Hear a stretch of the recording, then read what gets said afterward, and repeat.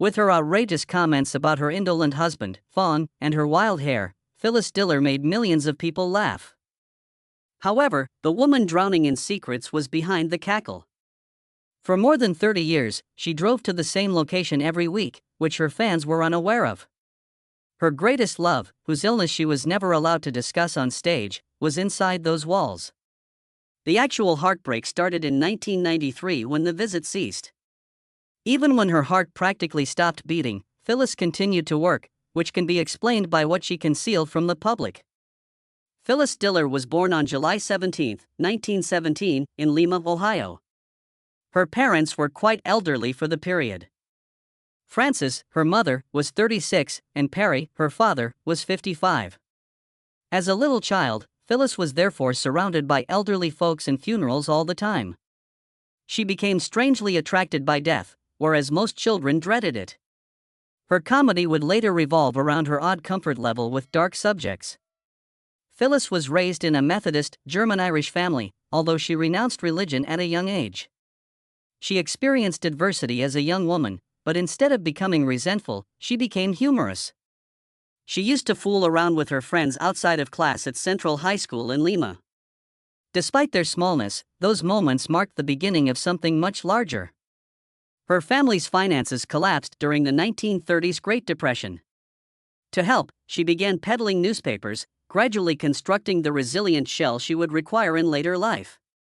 It's interesting to note that she didn't even realize until she was an adult that her last name had been Triber generations before. Because she grew up in a quiet, frequently lonely home, she started making up stories. Eventually, such tales began to resemble jokes.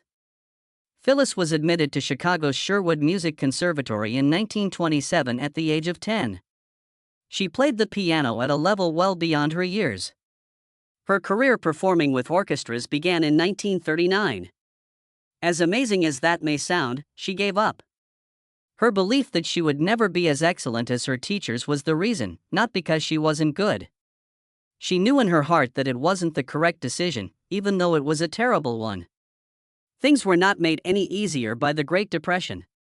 After 3 years in Sherwood, she was forced to leave when her family's finances ran out in 1933.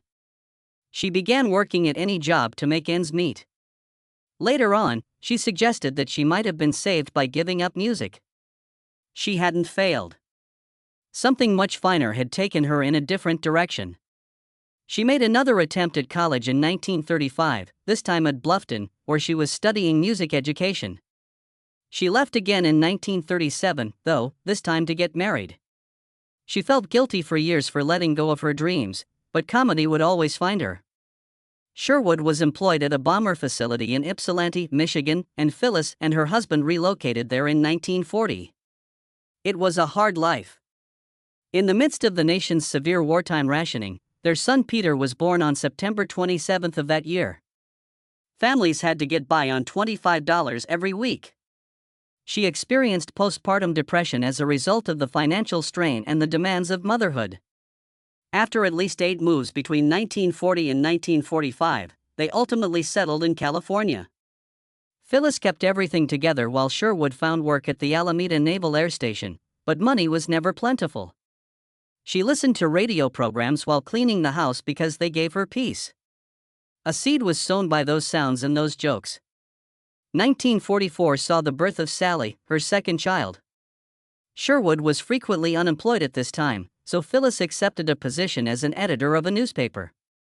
Later on, that experience would become her hidden weapon.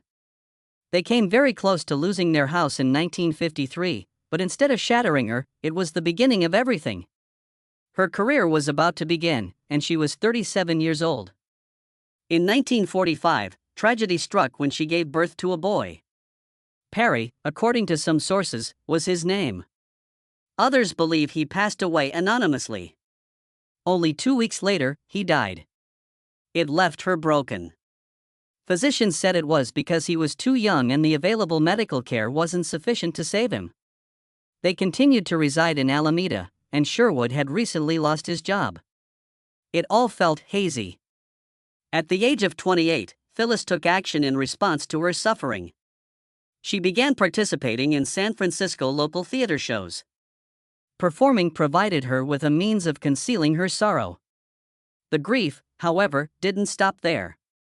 A short time later, she miscarried. In the ensuing 10 years, she would become pregnant 6 times. Just 5 kids made it out alive. It was during this period that she resumed writing. Writing articles for a mere $2 each, all the while wearing a grin to conceal her sorrow. Suzanne, Stephanie, and another boy, Perry, were born to Phyllis between 1946 and 1950. With that, there were 5 youngsters still alive. Their wealth, however, did not increase as her family did. Even though he might have saved them with a $10,000 inheritance, Sherwood turned down positions he believed were beneath him. Living on food stamps, they could hardly afford powdered milk. Phyllis sold her writing for small papers for $15 to $20 a week. Life was difficult. She had 5 children under 10 years old and had no support structure or assistance. But rather than crumbling, she made a joke out of it. Her comedy in the future would be filled with tales of chaotic parenthood and sit-down husbands. None of it felt humorous at the time. The sensation was similar to drowning. Things worsened by 1952. They owed $300 in delinquent rent, which led to their eviction. In the same year, Phyllis started receiving a steady salary of $75 per week as a radio copywriter at Caro in Oakland. They were saved by the work. She made a 15-minute program mocking housewife advice dubbed Phyllis Diller, the homely friend creator. She had a voice because to the absurd name. After 2 years of being urged to perform, she gave it a shot. She performed in a veterans' hospital for the first time. She detonated. She continued to play the piano while being jeered by patients. She used the embarrassment as motivation. She performed her debut stand-up act that same year. She continued to work even after they had to pawn jewels and struggled to pay their rent. She kept the fact that things were difficult a secret. The pivotal moment then arrived. Phyllis sang at San Francisco's Purple Onion on March 7, 1955, when she was 37 years old. She was adored by the crowd. Unlike other ladies, she had no desire to be glitzy. She ridiculed her appearance, her cooking, and her way of life. You could die from her food, she joked. No one was able to stop laughing. The first brief engagement grew into an 89-week run. After the club earned over $100,000 from her performances for over 2 years, this exhausted mother of 5 was unexpectedly given attention. Even though her weekly salary was only $100, by the following year she was getting TV spots. She attributed her decision to take the stage to the self-help book The Magic of Believing. After 15 years of taking care of the house, she had discovered something special. She underwent a total transformation in 1956. She made an amazing theatrical appearance. She carried a long cigarette holder despite hardly smoking, painted her face with excessive makeup, had a wild horsehair wig, and donned contrasting outfits that gave her an absurd yet beautiful appearance. It was deliberate on her part. Being close to 40, she felt she needed to make an impression. Rather than attempting to be attractive, she made herself as hideous as she could and accepted it. She almost immediately saw a 40% increase in bookings. She began making appearances on national programs. Over 50 wigs, each costing between $50 and $100, were added to her collection. Made of ivory, her distinctive cigarette holder measured 12 inches in length. All of this was included into her mythology. Beneath it all, though, she was concealing suffering from a strained marriage. She used that suffering to gain strength. Phyllis's debut comedy album, Like a Lampshade in a Whorehouse, was released on June 15, 1958. Some retailers refused to sell it because of the shocking title. However, within its first year, it sold more than 50,000 copies. Her quips about Fawn, a fictional husband who was lazy, were hardly disguised allusions to Sherwood. With only 20 people present, she recorded the album in a tiny Los Angeles studio. It was quick and unvarnished. She spoke at a pace of up to 200 words per minute. By 1959, she had secured TV deals and received $10,000 in royalties from the album. Fong, too, had an odd beginning. She retained it despite the fact that it was a script typo, writing more than 1,000 jokes about him in the end. The popularity of this CD demonstrated that women could perform on stage with the same bravery, humor, and ferocity as males. By 1959, she was always on the road. Among the more than 150 places she performed were the renowned Blue Angel Club in New York. In that 1 year alone, she earned $25,000 and covered 50,000 kilometers. It was 3 times what she had made 4 years before. She had 50,000 handwritten jokes, each on an index card arranged by subject, stored in a specially constructed steel cabinet. Every week, she would compose 100 new jokes while sitting at her typewriter after performances. She gave so many performances that she once passed out from exhaustion following a 48-hour travel. She continued, nonetheless, even after that. A really uncommon event occurred on television in 1961. Everything changed when a woman appeared on the Jack Paar show on April 5. She certainly didn't fit the stereotype of Hollywood beauty, and she wasn't young or well-groomed. She was 43. She went by Phyllis Diller. She was 37 years old when she began doing comedy, had 5 children, and was from a divorced family. Most would have given up, but instead she stood in front of those harsh studio lights, holding a long cigarette holder, wearing a fright wig, and cackling loudly enough to make people gasp or laugh. She made no secret of her difficulties. She came up with the humor. She described herself as ugly before anyone else did, and she made people laugh aloud when she talked about her tumultuous home life.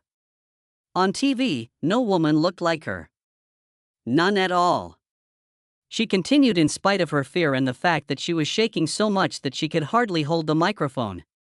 She was noticed for more than just that one appearance. She became a celebrity as a result. They called with more shows. After appearing on The Ed Sullivan Show, comedians Roseanne Barr and others would later claim that she had a profound impact on their life. This ugly duckling, as some referred to her, had unexpectedly shot to fame. Phyllis made yet another significant risk in 1966, 5 years later. Her debut sitcom, The Pruitts of Southampton, was broadcast on ABC. In order to hide the fact that she was broke, she portrayed a wealthy woman who had formerly been wealthy. It was an amazing spectacle. She attempted using a washing machine to cook a turkey in one episode. The show included a number of odd characters, including Paul Lynde and John Aston. Even the show's name was changed midway through the season, and in January 1967 it was renamed The Phyllis Diller Show. The 30-episode series concluded in April. The ratings weren't very good. With 91 shows, it came in at number 77. Despite its failure, she was nominated for a Golden Globe. And that brought about another realization. Phyllis didn't fear failure. Not in life, not on television. It was eventually named one of the worst shows ever by TV Guide.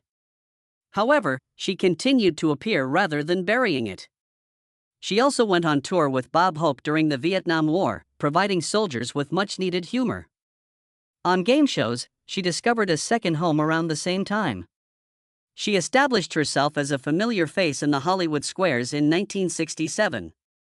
Up to 1980, she made appearances in 28 episodes. From her small booth on the tic-tac-toe board, she delivered memorable punchlines. When she yelled, "Am I too late for the trash?" while chasing a garbage truck, it became one of her most well-known jokes. "No," the driver replied, "just hop in." She was magical like that. She was able to make others laugh by ridiculing herself. It was adored by everyone. She was not behaving like a movie star. She was telling the truth. And she became famous as a result. The show actually felt like a celebration behind the scenes.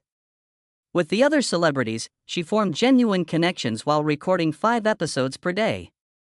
Fans were also able to witness a different side of her. She was not a good singer. She smoked a lot. Despite having 6 children at home, she hardly slept. She, however, made all of that funny. Eddie Murphy has admitted that his chuckle was affected by hers. Nor was she merely kidding. She was paving the way for ladies like Ellen DeGeneres long before her name was even well known. In 1968, she was given her own variety show. Beginning on September 15, NBC broadcast what was known as the Beautiful Phyllis Diller Show. In December, it came to an end after just 13 episodes. The program combined comedy, music, and interviews. Her visitors included Goldie Hawn, Norm Crosby, and Bob Hope. She sung despite the fact that she was unable to do so. Phyllis was that person. Its perfection didn't matter to her. She only wished for enjoyment.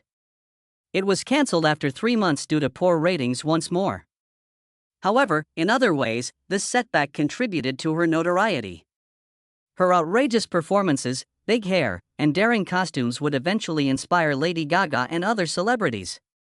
She went on another tour to Vietnam with Bob Hope. That same year, in Mad Monster Party, an animated film, she also provided the voice of the monster's partner. Even if it wasn't always evident from the ratings, she was everywhere. Though it wasn't very successful, her 1970s film career featured several memorable moments. She played Mrs. Zero in the 1969 film The Adding Machine. Although it wasn't a box office success, many were taken aback by her depth of heart and seriousness. She appeared in the Oscar-winning film The Sunshine Boys for a brief time in 1975, and she starred in The Great Balloon Race in 1977. After 2 years, she made an appearance in A Pleasure Doing Business. On December 26, 1969, she also assumed the lead role in the Broadway production of Hello, Dolly. At 52, she performed 8 shows every week. Few were aware of the chaos in her personal life behind the curtains. After Sherwood, her husband, was diagnosed with mental illness in the 1950s, she was left to raise her 5 children alone. For the sole purpose of paying the bills, she worked every night. Nevertheless, she continued. She began judging absurd acts on The Gong Show in 1976, laughing through the chaos. She also made an appearance on Match Game PM, and her voice could be heard everywhere as she played, laughed, and shouted. She even made multiple appearances on The Love Boat from 1977 to 1986 and on The Muppet Show in 1979. She accumulated more than 40 film credits by the decade's end. On one of their 1966 films, she even made more money than Bob Hope. She had impeccable timing, and boy, did I receive the wrong number. In addition, she produced an album. In 1968, it was released under the title Born to Sing. It was not serious. She mocked her own voice. That was the goal, even though the songs were off-pitch and full of humor. It was adored by everyone. She did stand-up and music. Her repertoire featured humorous, her own renditions of songs like Hello Young Lovers and Satisfaction. Despite selling mediocrely, the record helped her sell out her tour dates. Few were aware that she had taped it during her ordeal. She had lost her spouse. She lacked funds. Phyllis saw Sally, one of her daughters, weekly for decades without disclosing that she had been diagnosed with schizophrenia. She smiled out loud. In private, she was struggling to keep her composure. Her TV show in 1968 was a result of that album. She also voiced herself in the new Scooby-Doo films in 1972, making light of psychic readings. Her admirers loved her. Her vivid hues and unapologetic honesty struck a chord with many members of the gay community. In total, she published more than 10 albums. Each one seemed like a small act of defiance. She changed in the 1990s and developed into a voice. In 1990, she portrayed the Mouse Queen in the Canadian animated film The Nutcracker Prince, which made just $1.7 million out of an $8.5 million budget. However, her performance was noteworthy. Parents smiled and children laughed at her terrible voice, which was full of evil glee and laughter. In 1998, she also appeared in A Bug's Life, which earned $363 million or more. As her voice flourished in cartoons, she experienced silent anguish once more. Her son Peter was diagnosed with cancer in 1990, while her daughter Sally was still in an institution.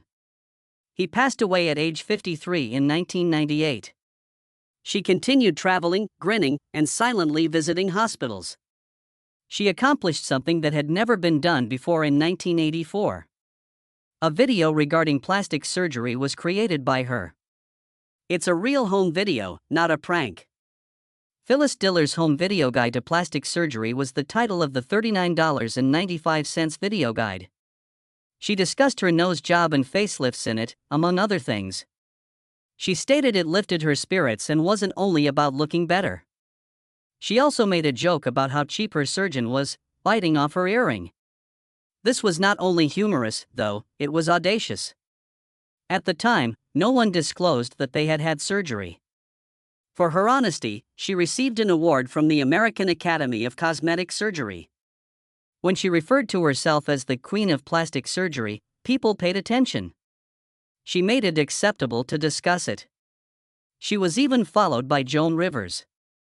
She started a business based on her style in 1985. She debuted a line of wigs and outrageous clothing. At the age of 68, she was making money off of jokes. She offered clothing similar to what she wore on stage as well as wigs that resembled her own wild hair. Vibrant, loud, and unforgettable. Her own hair was no longer able to withstand the taunting, so she had been wearing wigs every day for years. She became extremely wealthy from her company, which also had an impact on drag artists and LGBT fans who viewed her as more than just a clown, rather, as a queen. At the age of 79, she shocked everyone once more in 1996. In the soap opera The Bold and the Beautiful, she appeared as a colorful and witty cosmetics artist named Gladys Pope. She made an appearance in 11 episodes, unexpectedly fusing comedy with drama. It was adored by everyone. Most were unaware that her health was deteriorating. In 1997, her heart stopped beating, and by 1999, she required a pacemaker. But she continued. She never did. Her last stand-up special followed in 1998. It broadcast on National Public Radio and was titled Phyllis Diller, Still Out for a Chuckle. Her age was 81. She broke off. Her aged quips were more poignant than ever. There was anguish hidden underneath the laughter. Earlier that year, her son had passed away. She kept her tears to herself, though.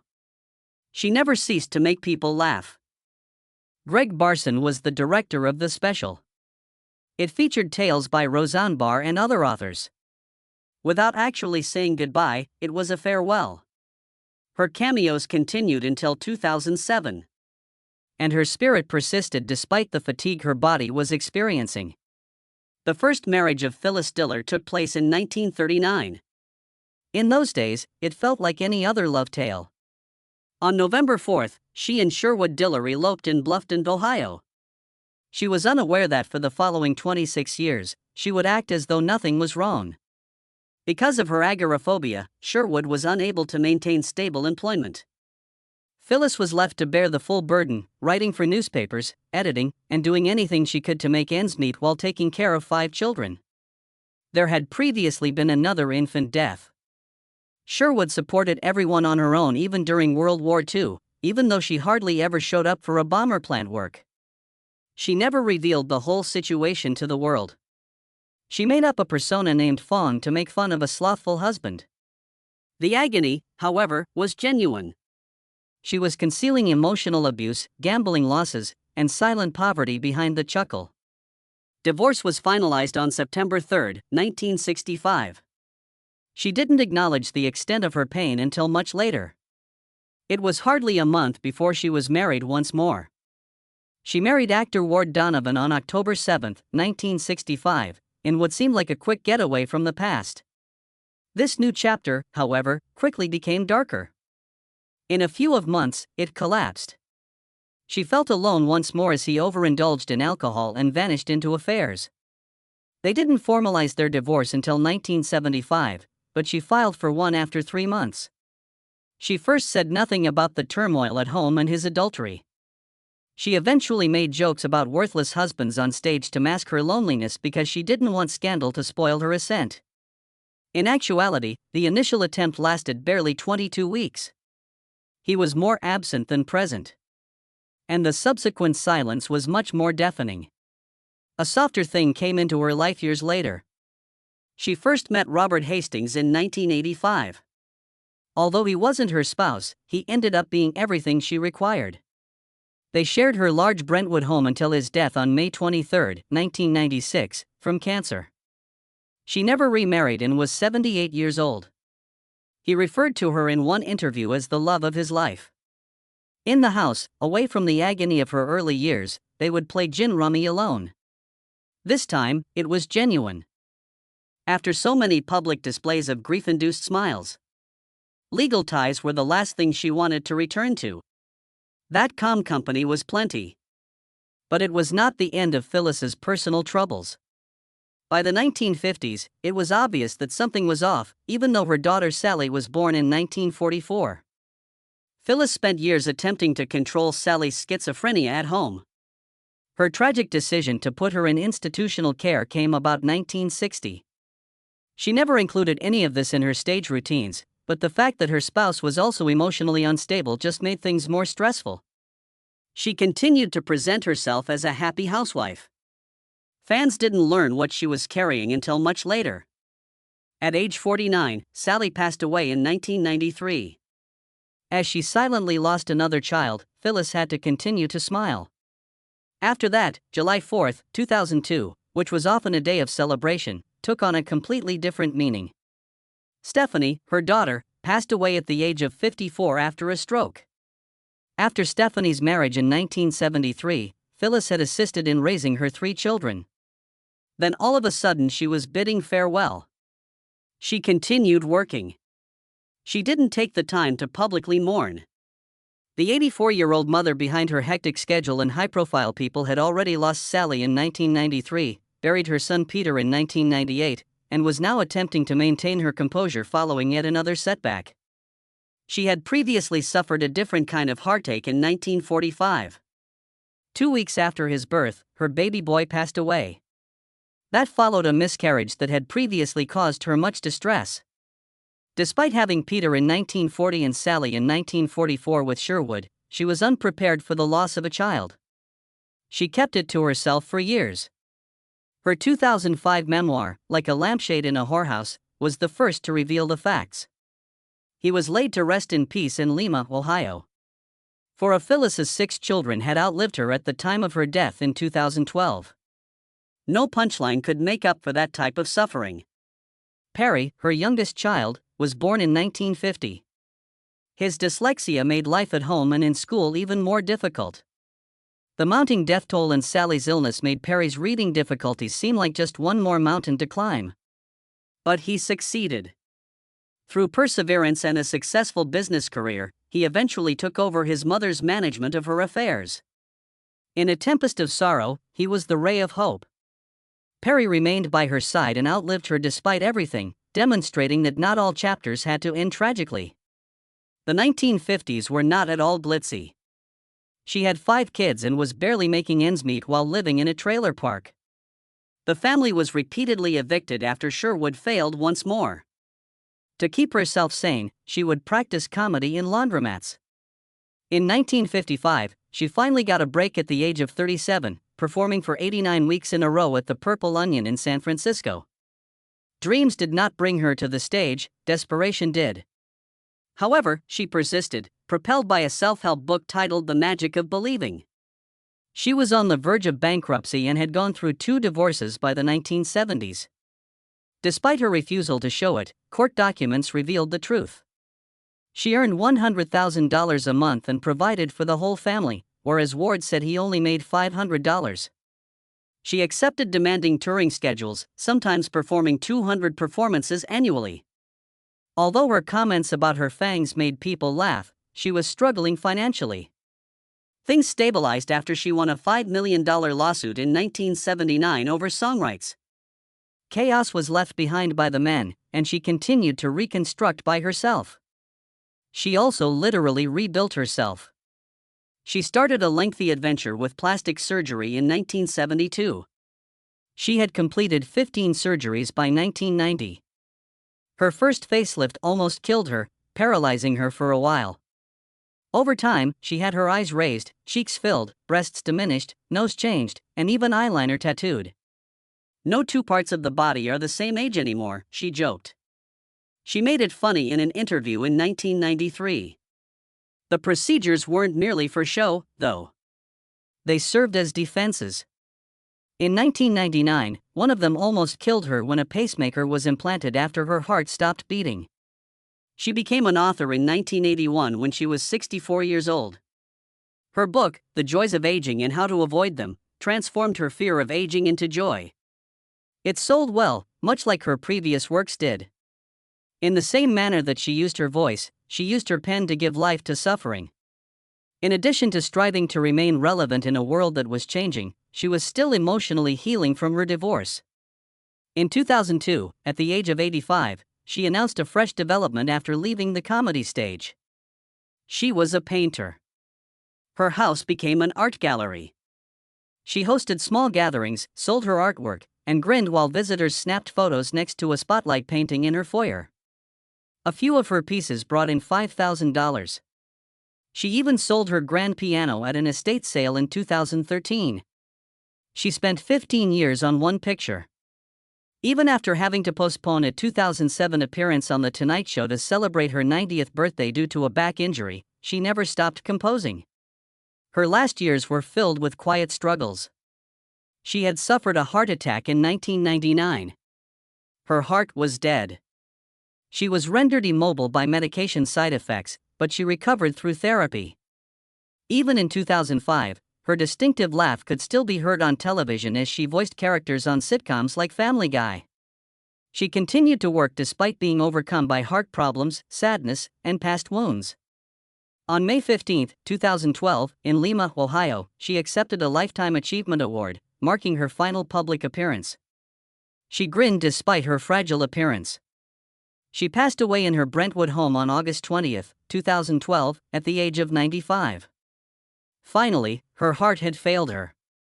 Her manager reported that she smiled when she passed away in her sleep. After being burned, her ashes were dumped into the ocean. It was as uncomplicated and unrestricted as her soul. Later, the world learned that she had concealed severe depression, chronic pain, and intolerable losses. However, the world witnessed laughter. It was the way she wanted it. She made it acceptable to simultaneously be loud, goofy, honest, and broken.